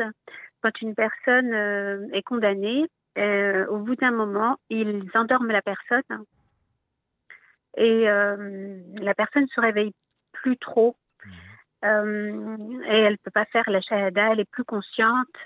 Et je voulais savoir ce qu'il en était par rapport à ça, s'il vous plaît, est-ce que c'est haram ou pas? Barakallahu fik pour tes encouragements et pour tes doigts. Avec si Mohamed, on avait voulu, Allah a décrété autre chose, conclure la série de la médecine prophétique par justement ces techniques nouvelles, entre guillemets, apprises donc de Médine et de médecine. Maintenant, bon, au moins on va répondre à la question. Je ne sais pas si on aura l'occasion de la développer une autre fois. Il est interdit, bien entendu, de donner la mort, même d'aider quelqu'un à mourir. Ça, c'est ce qui nous pend au nez bientôt, ici en France en tout cas. Après consultation, on prend l'avis des gens, qu'est-ce qu'ils pensent, etc. Même si d'ailleurs l'Académie de médecine n'est pas pour, en tout cas, que les infirmiers ou le personnel de santé participent à ça. C'est ce qui est sorti en tout cas de la consultation. Et en islam, donc, on n'a pas le droit d'aider quelqu'un à mourir. On n'a pas le droit. La vie appartient à Allah et comme les gens on a vu, les médecins leur donnent quelques jours et finalement Allah leur avait déjà prédestiné. Mais là, c'est pas l'euthanasie. Oui, non, c'était juste une introduction. Un rappel, exactement. Non, c'est la sédation profonde dans tout ce qui peut diminuer la douleur de la personne. Ça, c'est quelque chose de permis à ma connaissance. Il n'y a pas de mal, alhamdoulilah, à le faire. On sait que tout est entre les mains d'Allah. Si on peut, Allah seul sait comment les personnes souffrent. Et on disait hier soir dans le live de 3h du matin, c'est vraiment une épreuve terrible. La mort est une épreuve terrible. Nous, on ne la voit pas, alhamdoulilah. Il n'y a pas de marche arrière, mais elle est terrible. Elle est terrible. La personne n'arrive pas à faire la shahada, mais quelqu'un qui a une crise cardiaque, quelqu'un qui est mort dans un accident n'a pas non plus souvent le temps de faire la shahada. Donc, ce n'est pas le plus important. Quand il y a beaucoup de hadiths qui parlent de celui qui fait shahada dans le dernier mot et la shahada, ça ne veut pas dire que celui qui ne peut pas la faire ne rentrera pas au paradis ou n'est pas musulman ou n'est pas croyant. Pas du tout. Simplement, quand on accompagne quelqu'un qui est encore conscient, on ne doit même pas lui faire la shahada, contrairement à ce que les gens font. Non, dis ashhadu an la ilaha illallah, c'est pas comme ça. Ce qui est conseillé, c'est que la personne, on répète la shahada à côté de la personne, de telle façon que même si elle n'arrive pas à formuler, que la personne garde et meurt avec la shahada. Voilà, donc même si la sédation profonde la personne n'est pas tellement consciente, Allah sait dans quel état la personne elle est. À ma connaissance, il n'y a pas de mal, Inch'Allah. Merci beaucoup, cher. Allah est bénéfique. Merci beaucoup. On va va prendre un autre appel. Oui. Oui, salam alaikum. Salam alaikum. Oui, salam alaikum. Vous êtes en direct, Inch'Allah. Salam. On vous écoute. Salam alaikum, cher. La question, c'était sur Zakat al-Fitr. Moi, j'habite avec mes sœurs. On n'a pas nos parents parce qu'ils sont décédés, Allah yarhamhum, et mes frères, ils habitent dans le sud. Donc, je voulais savoir, en fait, est-ce qu'on est tenu chacune de l'autre côté de sortir le Zakat al-Fitr, tout simplement? Si, qu'Allah fasse miséricorde à vos parents et aux croyants qui sont décédés avant nous, si vous n'avez personne pour les frères, ils sont dans le sud, mais un frère, normalement, après un père, c'est lui qui est responsable de la famille, s'il en a en tout cas les moyens. Et moi, je serais fier de payer la Zakat al-Fitr de mes filles ou de mes sœurs qui ne sont pas mariées. Voilà. Donc, si ils veulent le faire, ils doivent le faire. Après, bon, on ne les commande pas. Si vous avez les moyens de le faire, vous le faites. Mais ce n'est pas. Normalement, c'est à vos frères de le payer pour vous, sinon à vos oncles, parce que c'est eux qui viennent ensuite comme responsabilité. Sinon, c'est il nous est arrivé au niveau de la mosquée de payer la Zakat al-Fitr, par exemple, de convertis, parce qu'elle n'avait pas les moyens.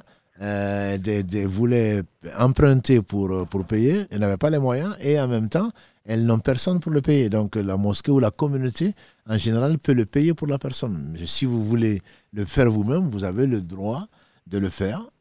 Sinon, vous n'êtes pas obligé de le faire.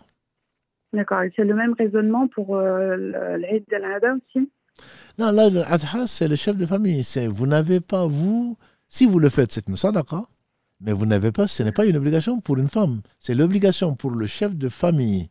Je sais que quand on va venir l'Aïd, je suis seul avec mes enfants, etc., etc. Je n'ai personne. Est-ce que je suis obligé? Non, vous n'êtes pas obligé. C'est au chef de famille de sacrifier un bélier ou l'équivalent, un veau à 7 ou une vache à 7 ou un chameau pour cette personne. Ce n'est pas à une femme de le faire. Parce qu'à l'époque, en tout cas, les femmes étaient prises en charge et de façon avec beaucoup de joie. Ce n'est pas parce qu'elles sont une charge. Hein.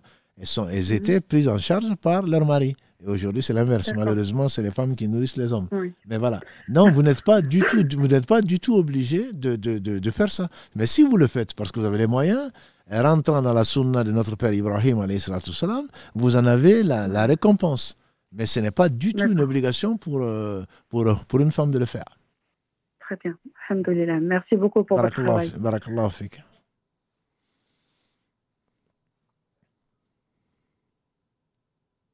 Allô, salam alaikum.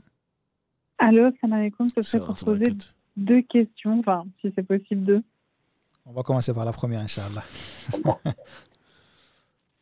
Allez-y, on vous écoute, Inch'Allah. Salam alaikum. Comme salam alaikum. Oui, en fait, j'essaie de vous avoir plusieurs fois, c'est pour ça que là, ça m'a surpris que vous m'aviez répondu. En fait, je vous explique, alhamdoulilah, j'ai ma mère, moi, qui est malade, elle est schizophrène, et en fait, elle peut pas jeûner par rapport au cachet, etc. et tout. Et j'aimerais savoir comment je peux sortir sa zakat. Et parce qu'en fait, l'année dernière, on m'a dit de nourrir 30 personnes ou 33 personnes. Du coup, j'ai fait moi-même à manger et je l'ai sorti. Est-ce que c'était bon ou c'est pas bon, ou s'il y a d'autres... Non, mais qu'Allah la purifie et lui facilite son épreuve. C'est pas évident. D'ailleurs, c'est l'occasion pour nous de remercier Allah de ne pas être à sa place, parce que ça ne doit pas être évident. Les gens comme vous qui accompagnez, qu'Allah vous bénisse, parce qu'une mère, il n'y a pas d'équivalent et elle n'a pas choisi non plus sa maladie. Donc, il ne faudrait vraiment pas penser que ce sont des charges. Ce sont des charges, je dirais même, honorifiques, que l'on puisse s'occuper de son père ou sa mère jusqu'à son dernier souffle. Moi, je le conseille à tout un chacun. Donc, ensuite, ça, ce n'est pas la zakat al-fitr, en fait, ça, c'est la fidya. La fidya, c'est le fait donc de compenser le non-jeûne d'une personne qui est malade. En l'occurrence, votre mère, là, c'est le fait de nourrir effectivement un pauvre par jour. Ce n'est pas 33, hein, le mois à 29 jours, c'est soit 29, soit 30 au maximum. Donc, donner à manger, le manger peut être, certains, il y a des estimations, mais le fait de donner à manger à 30 pauvres, ça suffit, c'est bien pour ça. Et Anas ibn Malik, quand il n'arrivait pas à jeûner, faisait un grand repas et le donnait à des pauvres. Donc ça, c'est possible. Mais le zakat al-fitr, c'est pour ceux qui ont jeûné, ceux qui n'ont pas jeûné. Mais là, c'est avant le jour de l'Aïd, ça c'est pour toute la famille. Alors que la fidya, c'est pour ceux qui n'ont pas pu jeûner. soit à cause de l'âge, soit à cause d'une maladie. Il n'y a pas de fidia, par exemple, pour les non responsables. Pour les enfants, on n'a pas à payer. Par contre, pour toute personne adulte qui doit jeûner, qui ne peut pas jeûner, il faut compenser avant le ramadan prochain. Voilà. Alors que la fidia, ça c'est la fidia, alors que la zakat al-fitr doit être donnée avant la prière de l'Aïd. Avant la prière. Voilà. J'aurais une question, c'est possible? Oui, allez-y. En fait, j'avais demandé à certains imams de ma ville où je suis, notamment à Marseille, pour voir si on pouvait faire une roquia à ma mère. Oui. Parce que je sais que c'est préférable de la faire soi-même, mais comme elle est malade, c'est pas possible. Et j'ai demandé à 5 imams différents, et sur 5, il y en a 3 qui m'ont déconseillé parce qu'ils m'ont dit si elle est atteinte de djinn, eh ben, c'était pas bon pour elle parce que ça fait déjà plusieurs années. En fait, elle est malade depuis que j'ai l'âge de 2 ans. Et ils m'ont dit que si le djinn il est en elle, ça fait des années, elle pourrait en mourir si on lui sort. Ah bon? Mais qu'elle mourra. Enfin, je vous dis qu'est-ce qu'on m'a dit parce que je ne connais pas vraiment. Donc ça, on m'a dit ça et on m'a... Allô? Je pense qu'on a été coupé. En tout cas, pour la partie qui a été posée comme question, je ne connais pas la durée de vie d'un djinn, ni que parce que le traitement ne doit pas être fait, parce que sinon le djinn risque d'en mourir. Non, je ne connais pas. C'est Allah qui guérit et il n'y a pas de durée de la maladie qui interdise le fait de traiter. Pas du tout. Pas du tout. Par ma connaissance, je ne sais pas que ces imams, quelles sont leurs références. Moi, je ne connais pas ceci. Je ne connais pas ça et il faut la traiter. Par contre, ce qu'il faut voir, c'est que toutes les maladies ne sont pas forcément dues au djinn. Si elle est schizophrène, ça c'est une maladie qui est psychique, qui n'est pas forcément en lien avec la possession. Mais ce que je conseille effectivement, au lieu d'aller voir les faux raqis et les charlatans, ce que je conseille honnêtement, c'est de lui faire écouter le Coran, notamment la Sourate al-Baqarah ou d'autres versets, ou tout simplement que vous le faites, la Fatiha, vous lisez dessus, Qul Allahu Ahad, Qul A'udhu birabbil falaq, Qul A'udhu birabbin nas, Ayatul Kursi, tout ce que vous connaissez, alhamdoulilah, peut-être que vous en connaissez beaucoup plus que ça, et voir comment elle réagit. Si elle ne réagit pas, vous pouvez aller sur YouTube en tapant Ruqya, R-O-K-I-A, et on vous proposera 12 façons différentes du Coran ou des hadiths que vous lui faites écouter. Si elle ne réagit pas du tout, je vous dirais mieux vaut qu'elle continue à prendre ses médicaments. Il ne faudrait surtout pas penser que c'est forcément, il ne faut pas la soigner, c'est le psychiatre parce que c'est nécessairement des djinns. Donc il y a 2 types de maladies qui sont, soit c'est le mas, la personne a été touchée par les djinns, par la sorcellerie également, ou c'est plutôt dû à des maladies psychiques qui existent, la schizophrénie, la paranoïa et puis bien d'autres choses que Allah seul sait ce que c'est. Et là, il faut le traiter ce sont des vraies maladies, entre guillemets, reconnues. Et donc, il y a des médicaments, pas des remèdes, il y a des médicaments. Et Allah seul sait, c'est Allah seul qui guérit. Mais il ne faut pas plutôt se passer de ces médicaments-là, à moins que ces médicaments aient des effets secondaires très graves ou que ça s'avère que ça ne traite pas du tout la maladie. Dans tous les cas, il ne faudrait pas faire d'automédication en disant que elle est malade depuis combien de temps, ça ne marche pas, donc je vais changer de médicament ou de dosage, ou je vais jeûner parce que non. Non, alhamdoulilah, la vie l'emporte sur la religion. Ça, c'est Allah qui a voulu donner cet ordre-là. Donc les gens qui sont malades se doivent de se soigner, même si ça doit passer par le fait de ne pas jeûner, ce qui n'est pas le cas de la personne consciente de la prière. Ce n'est pas le cas. Mais pour le jeûne, Allah permet, alhamdoulilah, de ne pas jeûner. C'est prévu, au moins dans 2 versets, 184 et 185 de la Sourate al-Baqarah. Donc on n'a pas à forcer. Wallahu a'lam. Cheikh, je te propose de prendre encore une ou 2 questions, Inch'Allah. Et juste, on n'a pas pensé à répéter les questions pour Instagram. Inch'Allah. Vas-y, Karim, Inch'Allah. Allô, salam alaikum. Salam alaikum. Vous êtes en direct. Vous m'entendez? Oui, on s'entend très bien. Vous pouvez poser votre question. Vous êtes en direct, Inch'Allah. Bonjour, Cheikh. Je vous appelle en fait parce que... bonsoir, pardon. Je vous appelle en fait parce que mon père est décédé il y a 2 ans, premier jour du Ramadan. Et j'aurais voulu savoir, en fait, s'il est considéré comme martyr. Il est décédé du Covid. Donc, la première question, c'est, si j'ai bien compris, c'est pour les auditeurs d'Instagram. Votre père est décédé il y a 2 ans, qu'Allah lui fasse miséricorde, de Covid en Ramadan. Le premier Ramadan, est-ce qu'il est considéré comme martyr ou pas? Oui. Il est décédé le premier jour du Ramadan. Alhamdulillah, le Ramadan est comme vous le savez, c'est un mois pendant lequel toutes les portes de l'enfer sont fermées, toutes les portes du paradis sont ouvertes. On peut espérer pour lui plutôt, et pour ceux qui meurent en tant que croyants pendant ce mois-là, la miséricorde d'Allah, donc de rentrer au paradis. Maintenant, affirmer qu'il est considéré comme un martyr ou pas, je ne saurais le faire. Il y a 7 catégories de martyrs, il y en a même plus. Ceux qui meurent, entre autres, d'éboulements, de maladies du ventre, etc. Et il y a eu beaucoup de théories d'un point de vue Covid, ceux qui meurent, donc d'une épidémie. Est-ce que le Covid est considéré ou pas comme une épidémie, comme ce que les savants considéraient à l'époque, donc comme étant une épidémie? Est-ce que c'est le cas ou pas? C'est une question, pour moi, dont je n'ai pas la réponse. Mais ce que l'on peut espérer pour lui, dans tous les cas, c'est que la miséricorde d'Allah dans ce mois béni. C'est tout ce que je pense que c'est rassurant, qu'Allah l'ait rappelé, et toutes les souffrances qu'il a pu subir seront certainement des occasions pour qu'Allah lui pardonne les péchés. Donc, c'est certainement du bien pour lui. C'est tout ce que je peux vous dire. D'accord. Merci beaucoup, Cheikh. Allah yarafik.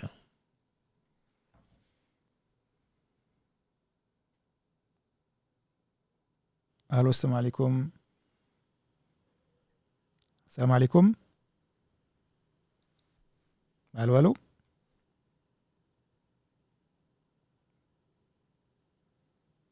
Bon, un suivant, Inch'Allah. Allô, salam alaikum. Salam alaikum. Comme ça. Marhaba, vous êtes en direct, Inch'Allah. Ça fait. Merci beaucoup de m'avoir décroché. Moi, j'avais pas de questions. J'avais juste envie de dire au Cheikh, merci beaucoup. C'était un petit témoignage voilà, je l'ai connu à un moment très critique de ma vie. J'avais perdu ma maman et j'étais au bout du gouffre. J'étais très très mal et je suis tombée sur l'une de ses vidéos un jour et ça m'aide beaucoup. Ça m'aide beaucoup. J'écoute tout le temps ses vidéos en route, tout le temps. Et qu'Allah le bénisse et qu'Allah le garde longtemps près de nous. Qu'Allah lui donne le paradis. Et vraiment, merci beaucoup parce que ces vidéos m'ont fait du bien et ça continue de me faire du bien. Donc voilà, merci. C'est mon petit témoignage. Barakallahu fik, qu'Allah subhanahu wa ta'ala fasse miséricorde à votre mère et vous apaise parce que la perte, on appelle ça une perte, c'est pas une perte, c'est un retour. Allah fait ce qu'il veut, il ne fait que le bien, que le meilleur. Et donc Allah a voulu, il n'y a pas de hasard. Moi, je ne suis pas pour grand-chose. Ce qu'on espère, c'est qu'Allah nous utilise pour le bien. Et c'est bon signe pour nous et pour vous, parce que vous avez un cœur. Allah vous a donné une occasion de l'apaiser par ce qu'il a voulu. Ça a été cette vidéo-là. Il se peut que ce soit autre chose et Allah n'a besoin de personne. Donc, je suis heureux, toute l'équipe aussi, ici présente, est certainement heureuse d'entendre ce qui vous est arrivé et l'apaisement qu'Allah vous a donné. Donc, on le prie, subhanahu wa ta'ala, de vous remplacer par mieux. Et certainement, il vous a éprouvé et c'est lui qui va vous récompenser par le meilleur et la récompense certainement de la patience, c'est le paradis. Donc Allah vous l'accorde ainsi qu'à toutes les personnes qui sont conscientes de l'épreuve et qui comptent sur Allah subhanahu wa ta'ala. Barakallahu fik en tout cas pour votre témoignage. Et, merci beaucoup. C'est un réel plaisir pour moi de vous entendre ce soir. Merci beaucoup. Merci pour tout ce que vous faites. Salam alaikum. On va prendre le dernier appel, Inch'Allah, cher, si tu veux bien. Bien sûr. Allô, salam alaikum. Oui, salam alaikum. On vous écoute, Inch'Allah, vous êtes en ligne. D'accord. Allô, salam alaikum, cher. C'est Mohamed. Salam alaikum. Allô, vous m'entendez? Oui, on vous entend. D'accord. Alors, tout d'abord, qu'Allah vous récompense pour ce que vous faites et Inch'Allah qui vous facilite dans vos projets. Amen. Donc, j'avais une question à poser au Cheikh. Il parlait tout à l'heure de la Zakat al-Fitr qu'il fallait de préférence donner aux associations. Voilà. Et du coup, que c'était une erreur, entre guillemets, d'envoyer au bled à un oncle ou une tante. Moi, de mon côté, j'ai toujours entendu qu'il fallait commencer par un membre de sa famille qui était dans le besoin. Donc, quand je dis dans le besoin, c'est vraiment des gens qui sont dans une extrême pauvreté. c'est-à-dire qu'ils se servent de cet argent-là pour nourrir leurs enfants ou leur famille tout simplement. Donc je ne sais pas trop quoi penser, ce qu'il en est. Est-ce que c'est une mauvaise chose que d'envoyer des sous à un oncle, une tante qui est vraiment, vraiment dans le besoin, ou est-ce que de préférence donner, comme l'a dit Shir, à une association?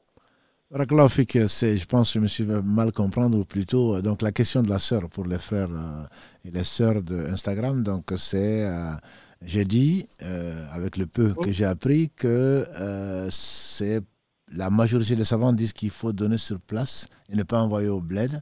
Donc la sœur s'étonne puisqu'elle avait toujours compris qu'une sadaqa qui est faite à des proches est doublement récompensée et de toute façon, c'est bien mieux, c'est plus recommandé que le fait de donner à d'autres personnes. Ce que vous avez entendu est certainement vrai.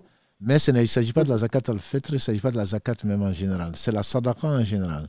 Tout bien fait, y compris d'une femme pour son époux, par exemple. La femme d'Ibn Mas'ud, elle est venue voir le prophète sallam et lui a affirmé que Ibn Mas'ud était pauvre. Et le prophète sallam a dit de donner la sadaqa à Ibn Mas'ud et c'est doublement récompensé. Donc effectivement, il faut penser, on dit charité bien ordonnée commence par soi-même, mais il faut effectivement s'occuper des siens, parce que si on ne s'en occupe pas, qui va s'en occuper? Donc ça, mais c'est une chose qui est générale et pas le cas particulier. C'est que tout le bien qu'on doit faire, on doit commencer avec les siens. Mais quand il s'agit, par exemple, de la zakat, le prophète sallam, quand il a envoyé Mu'adh ibn Jabal au Yémen, il a dit ce qu'il lui a dit, que la première chose à laquelle tu vas les appeler, c'est qu'un yuwahidullah qui proclame l'unicité d'Allah. S'il accepte, tu leur diras que c'est un peuple libre, hein, c'était des chrétiens. S'ils acceptent donc l'unicité d'Allah subhanahu wa ta'ala de le proclamer, tu vas leur dire qu'Allah a imposé 5 prières par jour, donc jour comme nuit, de le faire. S'ils acceptent, tu leur diras qu'Allah a imposé, c'est vraiment le cas de le dire, un impôt sur leurs riches pour leurs pauvres. C'est sur leurs riches et sur leurs pauvres que les savants ils déduisent que, en fait, c'est les gens de là-bas. C'est les gens de là-bas qui ont plus de droits. Les pauvres de n'importe quelle contrée vont demander à Allah pourquoi nos riches ont envoyé de l'argent ailleurs. Donc c'est dans cet esprit-là que, et la zakat, y compris la zakat al-fitr, l'avis majoritaire, c'est de le donner sur place. Quand je parle d'association, ils n'ont pas priorité pour moi. Hein. Le mieux encore, c'est de connaître les pauvres, nos voisins. C'est si on ne connaît pas, puisque c'est une imposition, puisque c'est une obligation, il faut quand même la sortir. Donc mieux vaut le confier à des gens qui connaissent des pauvres sur place.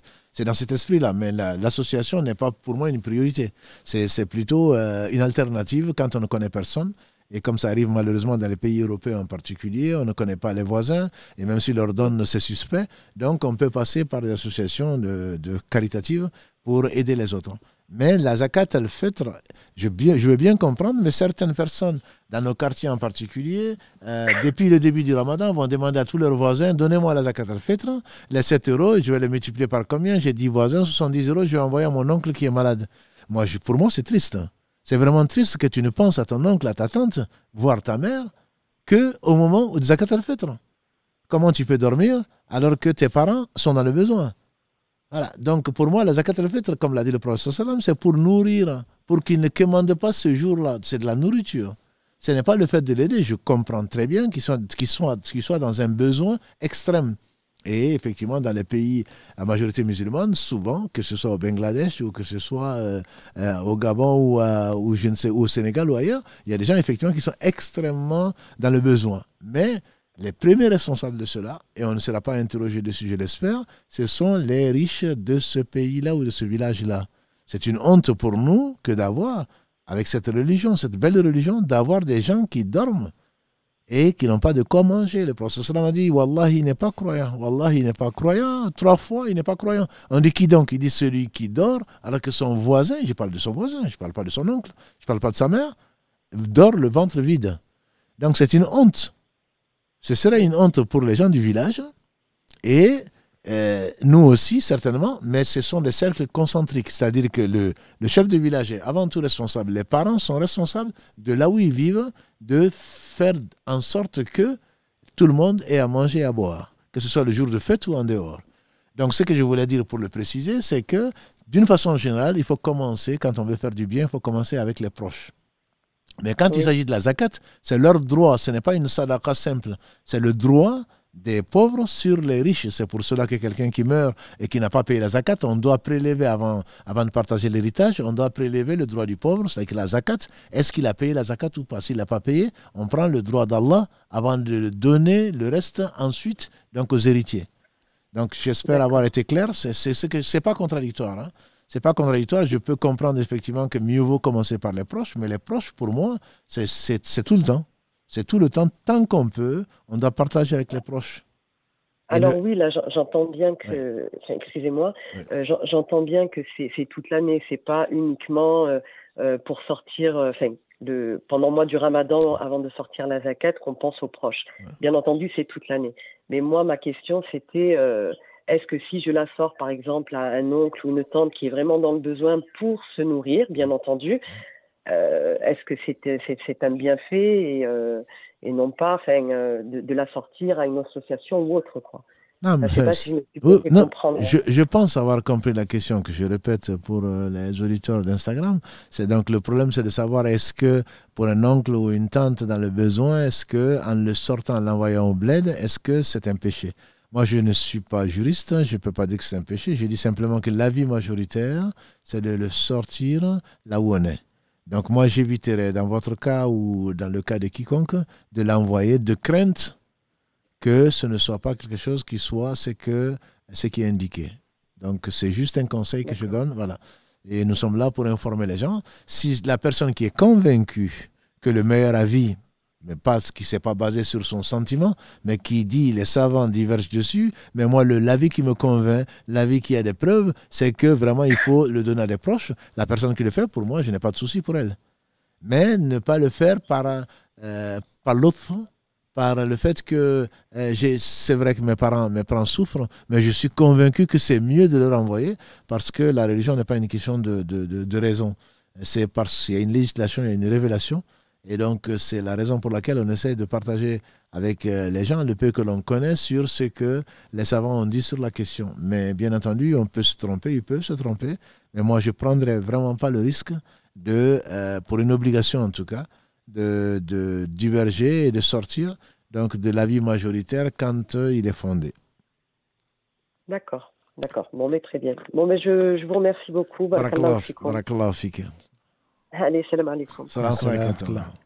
Cher Barakallahu fik. On ne va pas tarder, Inch'Allah, à conclure. Juste un petit rappel pour les frères et les sœurs qui ont posé beaucoup de questions. Voilà, aujourd'hui, je n'ai pas du tout eu le temps de tout noter entre la page Facebook de notre partenaire qu'on remercie une nouvelle fois, Darifton, entre le YouTube et Instagram. Alhamdoulilah, ça a vachement défilé, donc c'est difficile d'en noter. Donc il y a eu beaucoup de questions, donc excusez-nous, ça n'a pas pu répondre et il n'a pas pu non plus prendre vos appels aussi.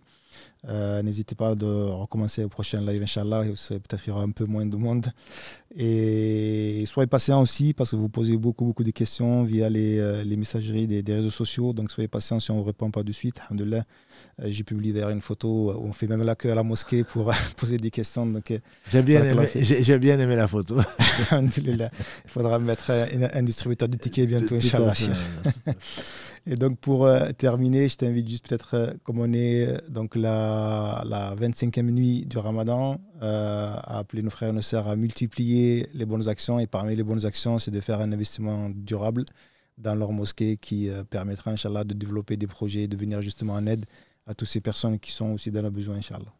Non, alhamdulillah, barakallahu fikoum. Donc cette équipe formidable que tout le monde apprécie, c'est effectivement d'avoir mis en place un système nous permettant donc de soutenir la mosquée, d'être indépendant, je dis encore une fois, au moins autonome, de ne pas dépendre de qui que ce soit d'autre qu'Allah subhanahu wa ta'ala, donc de ne pas avoir de pression ou d'autres choses à gauche, à droite, et puis surtout de s'approprier ce projet-là, donc et le développement des projets à venir, Inch'Allah, et on vous tiendra au courant. Donc celui qui veut soutenir sa mosquée, donc, qui est la maison d'Allah, bien entendu, va sur notre page, les différentes pages avec le lien, donc investir. Mosquée sans accent aigu, bien sûr, mirail-toulouse.fr. Et donc, nous, on propose 20 € par mois pour soutenir donc les projets et également l'entretien de la mosquée, etc. Et tous, alhamdoulilah, nous connaissons tous donc l'importance, surtout en mois de Ramadan. Le prophète sallallahu alayhi wa sallam était le plus généreux, mais on ne s'arrête pas à Ramadan. Le Ramadan était un point d'appui, je dirais, pour continuer ou pour développer donc la piété qu'Allah a pu nous accorder par miséricorde. Donc il faudrait surtout continuer. Ce n'est pas des projets qui vont s'arrêter avec le Ramadan. On n'est pas des adorateurs de Ramadan, on est des adorateurs d'Allah subhanahu wa ta'ala, et les bonnes actions ne doivent pas s'arrêter avec le Ramadan. Au contraire, je dirais, si, comme les savants le disent, un bon signe de l'acceptation des œuvres, c'est que ça nous amène à faire plus de bonnes œuvres. Ce n'est pas l'inverse. Les adorateurs de Ramadan vont s'arrêter à Ramadan, et il y en a beaucoup parmi nous. Qu'Allah nous réforme, il y en a beaucoup parmi nous. Après Ramadan, c'est terminé.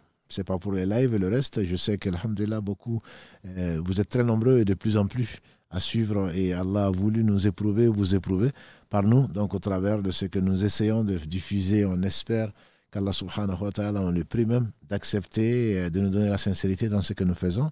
Visiblement, ça fait du bien à certaines personnes grâce à Allah. C'est Allah, tout bien vient d'Allah. Et donc, on vous demande effectivement de multiplier également toutes les autres bonnes œuvres, comme la sœur vis-à-vis de ses proches. L'un n'exclut pas l'autre. Et donc, de prier surtout. De prier pour qu'Allah accepte donc de nous et de ses serviteurs, qui nous garde dans la droite voie et qui nous rappelle musulmans et qui nous accorde à tous donc la sincérité qui provoque sa miséricorde et elle-même qui nous fera rentrer au paradis, Inch'Allah.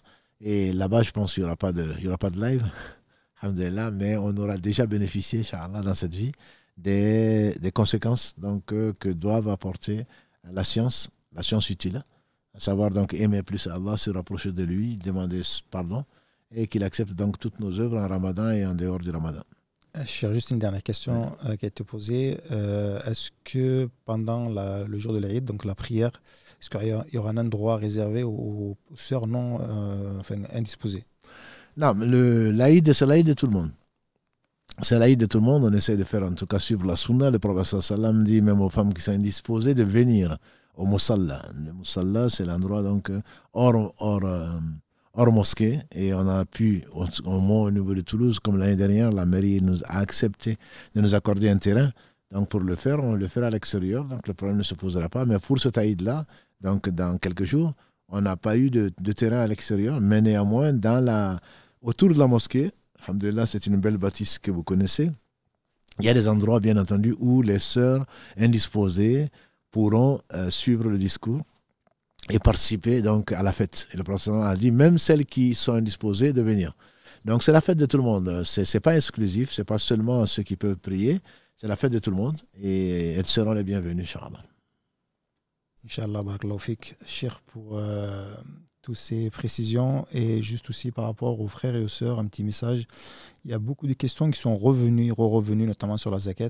Donc on vous invite aussi, ce live-là sera donc en replay dans 2-3 jours sur YouTube, et de réécouter, Inch'Allah, parce qu'il y a des réponses qui sont déjà dans le cours. Il y a des vidéos aussi également qu'on avait enregistrées l'année dernière, un hadith séjour, qui s'appelle, vous allez sur notre chaîne YouTube, et vous tapez peut-être Zakat al-Fitr, il y a au moins une vidéo de 10 minutes qui est consacrée à la Zakat al-Fitr.